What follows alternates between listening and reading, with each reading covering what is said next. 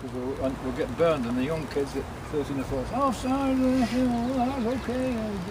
Right, well, the referee decides that rightly or wrongly, but he doesn't. He decides it rightly, because the referee is always right, even when he's wrong.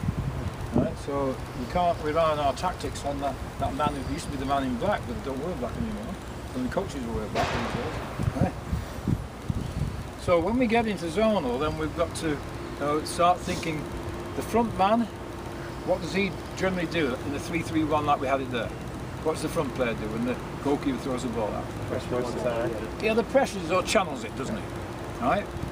He probably can't push in. He might be able to push in. Right? And if the ball's going out from the goalkeeper, where would he channel it? To that side, because it's very difficult to get across a player. It's on the inside, isn't it? You get done, won't you? So the role of the front player is somewhat different, but there'll be times when someone makes a run from the back and they've got to go with him. Now, if he makes a run here, I'm the back man, and I can take him, what do? You accept it. Leave him, stay there, push in there, hold there, right? But if you make a run, right? I'm mixing up the colours again here, so okay. So, just finishing off, you've seen David do his stuff, you've seen Jeff do his stuff, putting it into a phase of play, putting it into coaching in the game. A lot of the topics you've got are fairly specific, aren't they? Coach the two central defenders on pressure and cover, coaching in the game, or in a phase of play, or in a functional practice. If we get into the full game, then we've got to look at the whole picture. Where would you use man marking? Oh, let's rephrase that. You may prefer man marking. Why would you use a man marking system in today's game? Well, I'm talking now about the total system. So man marking with a sweeper. Would you use it? Does anyone use it here? I have one team and I do it because of player inabilities. Thank you. And you may have one who's very good at the back, mightn't you? Yes, I do. Yeah? And so you for player ability, have one sweeper that can read the game better. Very good. I was at Santa Rosa up the road here with Karen Stanley. I don't know if she's still there. And we did a course, and I was talking about marking at corner kicks, goalkeeper course.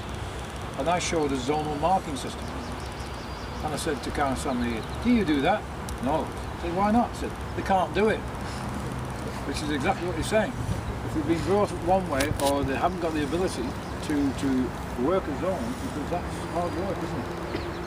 And it was really the Brazilians who introduced it here in '94 with their team, the best attacking team and the best defending team, and they won the World Cup. Until then, there's been a very big German influence in American soccer and in Canadian soccer.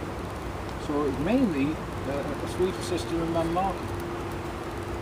Erich Rollmauer came to the staff training course in Charlotte, and they said Germany will never use a man marking system again. This was about 8 or 9 years ago. Germany will use a man marking system? They perfected it. So we said, what if you had another Beckenbauer? You'd play him in front of the back line. Right?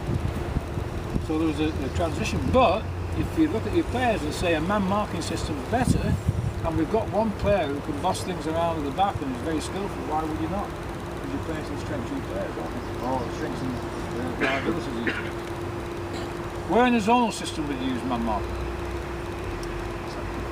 Set plays, well do, and I said I would still mark zonally in the corner kicks, right? But a lot of people don't do it, with very good reason. Right? They're going to stop them. It's like World War III now, isn't it, in the EPL? We've got arms round and this and that. I mean, you have to stop that nonsense, but it's incredible. They're strictly man-marking, right? They're leaving marks on their arms and everything. So, yes, you'd man-mark at set plays. What other set plays would you man-mark? 3 kicks. Yeah. 3 kicks? What else? Throw-ins. Throw-in? Going to be pretty well a man-marking situation to throw in, isn't it? Yeah? In fluid play, where might you man-mark? I think when there's a very skilled player. I agree, and that's the only time I've ever man-marked, when there's one player who can turn the whole thing around and try and neutralise them. In a fluid situation, right? What part of the field might you consider man-marking? The last third, it becomes more critical, and passing players off is going to be more difficult, isn't it? You know, so you've got to think about that. And George Perry, who's one of our staff, and when we used to do this session, he'd do the man marking because he came through the Indiana system, and I would do the zonal. But he'd say, back third, man mark, quite clear, black and white. Nowadays, penalty area, man mark, some do. Some still mark zonal, but they've got to have a higher level of understanding that. Any questions before Sir Tipping gets in?